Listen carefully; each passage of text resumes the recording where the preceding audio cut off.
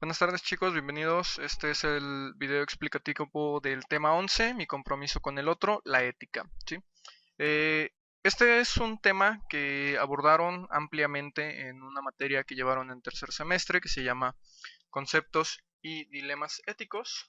Por lo tanto, vamos a retomar conceptos que ya han visto. Los primeros de ellos son actos humanos y actos del hombre. Hay que definir la diferencia entre cada uno de ellos. Los actos del hombre son aquellos que se hacen sin usar la conciencia o la libertad de elegir. Pueden ser, por ejemplo, estornudar, comer, correr, caminar, dormir, soñar. Por lo tanto, carecen de moral, es decir, no son buenos ni malos, no se pueden juzgar. Mientras que los actos humanos son ejecutados de forma libre y consciente y hacemos uso de la inteligencia y la voluntad. Es decir, yo elijo hacer o no hacer algo, por lo tanto estos actos sí pueden ser juzgados como buenos o malos dependiendo la elección que hagamos de ellos. Antes de continuar debemos definir lo que es la ética en sí.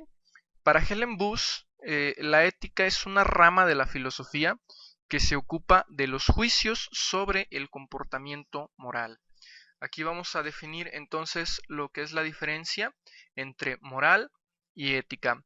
Para Rodríguez, la moral es el conjunto de normas impuestas por una sociedad para regular el comportamiento de los individuos que la forman. Es decir, son pautas o normas para la sana convivencia que son preestablecidas y aceptadas por toda una sociedad, por toda una comunidad. La moral se lleva a la práctica y tiene sus bases, bueno, pues en estas normas preestablecidas, mientras que la ética surge desde la conciencia y la voluntad individual y personal de cada individuo. En ese sentido, la ética se encarga de hacer una reflexión filosófica sobre la moral, es decir, se cuestiona la validez de estas normas, de estas pautas, y se pregunta el por qué son válidas o incluso el por qué ya no deben de ser válidas, entendiendo que puede haber cambios en la sociedad que van a hacer que cambien las concepciones del bien y del mal, tal como lo dice Federico Nietzsche en precisamente su libro Más allá del bien y el mal, donde él establece pues que tanto el bien como el mal no existen en realidad, sino que son meros conceptos, meras abstracciones del ser humano, que son juicios de valor que van a cambiar en las sociedades tanto en el tiempo como en el espacio. Es decir, dentro de una sociedad determinada en tal tiempo, en tal lugar, algún acto puede ser bueno o no, mientras que en una sociedad más adelante, en ese mismo espacio, puede cambiar el concepto de bueno. Por ejemplo, actualmente en México se considera inadecuado o malo, entrecomilladamente, que un adolescente, una jovencita de 14, 16 años, eh, a- tenga una relación, por ejemplo, con un hombre mayor de 20, 21 años, y más aún que se casen y tengan hijos. Mientras que hace 100 años, 120 años, un poquito más, durante el México revolucionario, pues esto era una práctica un poco más común, no era catalogada como algo malo, por el contrario, era catalogado como algo normal, como algo común, por lo tanto algo bueno. ¿Sí? Entonces, bueno, vemos cómo cambian, cómo hay esas variaciones en cuanto a la concepción del bien y del mal a lo largo del tiempo y del espacio. Para Aristóteles, la más alta habilidad que tenemos los humanos es la de razonar, y esto pues nos va a llevar a tomar decisiones acerca del buen vivir y por lo tanto nos va a llevar a hábitos que se van a convertir en virtudes, ¿sí? Eh, dice que la ética de la virtud nos lleva a cultivar los hábitos que nos hacen comportarnos como personas virtuosas o morales. Vamos a entender la virtud como una serie de comportamientos que siempre buscan eh, el bien común sobre todo. ¿Sí? En ese sentido, para ser una persona virtuosa, yo no puedo decir hoy me porto bien, mañana no, porque no me conviene, o digo la verdad en tal momento y en tal momento no, porque pues no me conviene o no le conviene a fulano de tal. Siempre una persona virtuosa que elige el camino de la virtud siempre debe decir la verdad, siempre se debe de comportar de tal forma, ¿sí? Persiguiendo siempre estas cuestiones morales catalogadas como buenas. Un ejemplo de ello lo podemos ver en las actitudes que toma un personaje del Marqués de Sade en su novela llamada Justina o Los infortunios de la virtud, donde esta chica Justina, bueno, no importa a qué calamidades se enfrente, ella decide siempre seguir el camino de la virtud, no importa si esto la lleva al dolor o al sufrimiento, ¿sí?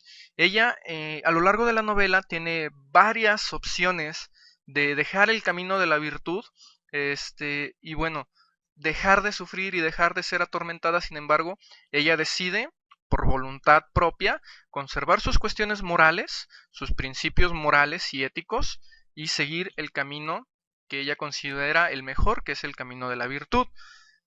Lo contrario a la virtud sería el vicio.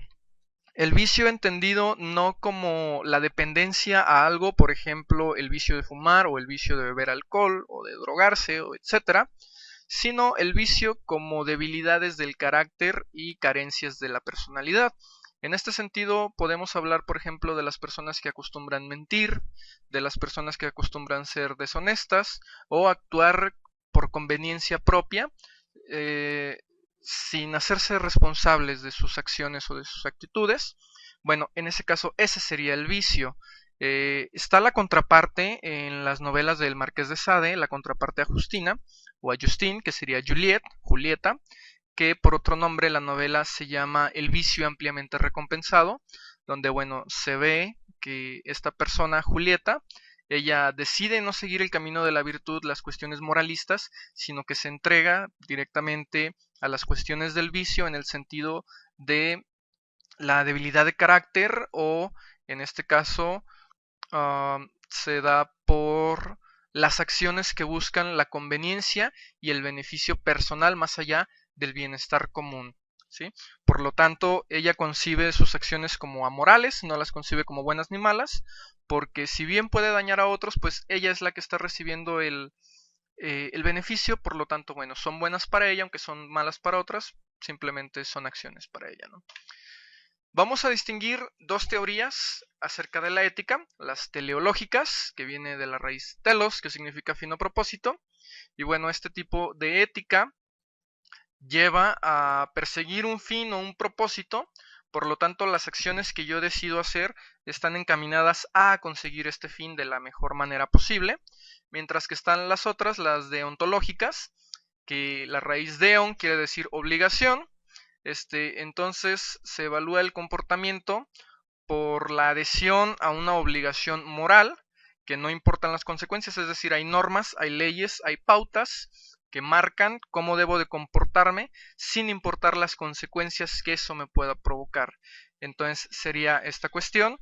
En un sentido, bueno, ninguna de estas dos realmente nos deja como mucho campo de elección, ya que las teleológicas, a final de cuentas, nos orillan a elegir las acciones más deseables para llegar al fin determinado, mientras que las otras nos obligan, básicamente, o nos orillan a elegir las acciones que nos marcan las pautas. Entonces preguntamos qué tan libre soy en realidad de elegir mis propias acciones. Y con eso pasamos al siguiente tema, ¿qué es la libertad?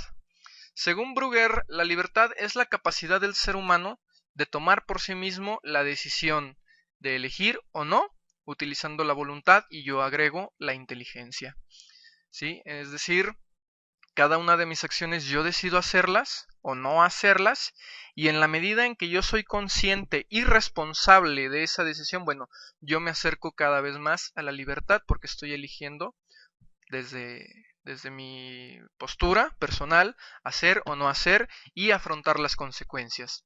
Sabemos hasta el momento que el ser humano es el único ser capaz de realizar esto, a diferencia, por ejemplo, de los animales, que no pueden elegir cómo vivir, qué hacer o qué no hacer, porque todo está marcado por los instintos.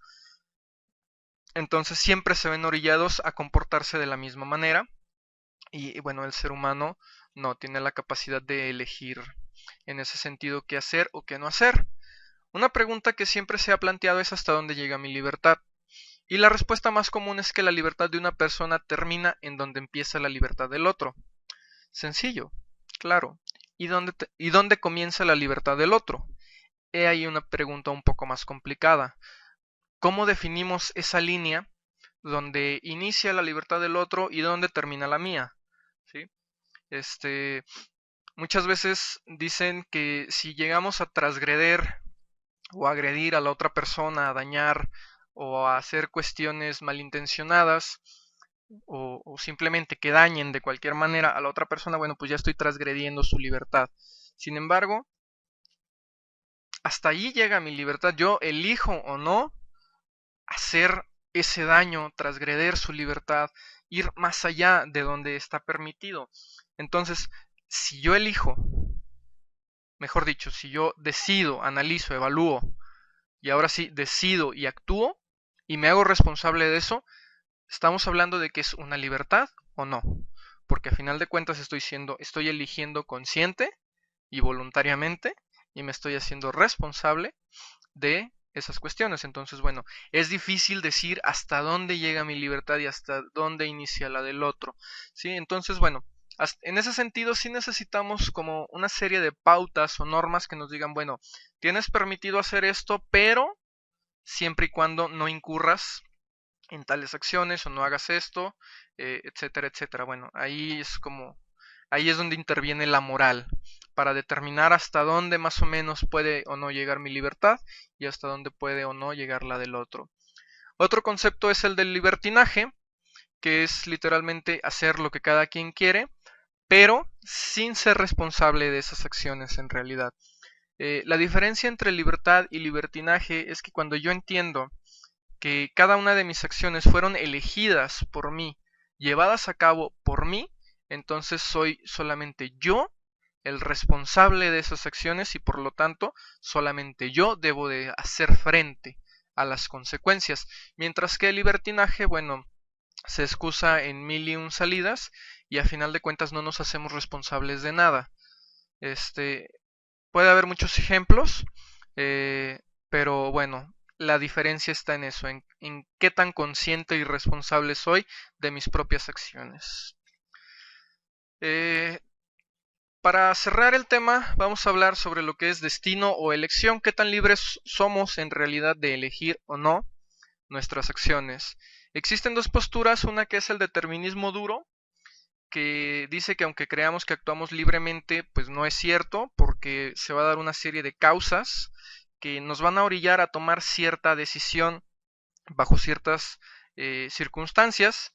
Podemos llamarlo destino, podemos llamarle plan divino, podemos llamarle causalidad, podemos llamarle como ustedes gusten. A final de cuentas, el ser humano no es libre de elegir en realidad, sino que todo ya está marcado por una serie de hechos. Y bueno, podríamos decir que si nos encontramos ante una situación que se generó fuera de nosotros, es decir, existen causas externas, solamente nos van a dejar pocas opciones para elegir, pero esas pocas opciones van a estar determinadas por nuestro proceso histórico, por nuestro proceso social, cultural, familiar, y nos van a orillar a tomar una decisión que regularmente va a ser con la que estemos más cómodos. En ese sentido, juegan una serie de causas con la ilusión de que nosotros elegimos libremente cuando no nos damos cuenta que en realidad atrás de nosotros hay toda una serie de factores que nos orillan a tomar esa decisión aún sin saberlo. En ese sentido, bueno, nos deja una responsabilidad moral casi nula, porque a final de cuentas no elijo no elijo voluntariamente, no elijo libremente qué realizar, sino que el destino está eligiendo por mí, me está orillando a elegir eso, por lo tanto, realmente no tengo por qué ser responsable de esas acciones, ¿no? Por el otro lado se encuentra el determinismo suave, que empata el determinismo, es decir, ya hay causas que van a generar unas situaciones ya predestinadas, ya preestablecidas, pero siempre vamos a tener el libre albedrío de elegir tal o cual acción para resolver o incluso no resolver esa situación. Eh, y es cierto también en cierta medida, por ejemplo, es cierto que va a haber toda una serie de causas detrás de nosotros que nos van a orillar a tener pocas opciones para elegir, pero siempre, si somos conscientes del momento, de la situación en la que estamos, pues podemos ver qué elecciones podemos tener y con base en eso elegir una consciente y libremente. Eh, Solo que eso conlleva una gran responsabilidad, ya que nos damos cuenta de que cada una de nuestras acciones las elegimos por nosotros mismos, ¿sí? Por ejemplo, eh, podríamos poner un ejemplo donde si alguien va a una fiesta, por decirlo de alguna, por poner un ejemplo, donde todas las personas están bebiendo alcohol, pues lo más común es que pues uno también bebe alcohol. Sin embargo, tenemos la opción de no hacerlo, ¿sí? Y nos van a decir que amargados, que para qué vamos, que cómo nos divertimos si no bebemos alcohol, etcétera, etcétera. Nos vamos a enfrentar a esa situación, pero podemos elegir hacerlo o no hacerlo, ¿sí?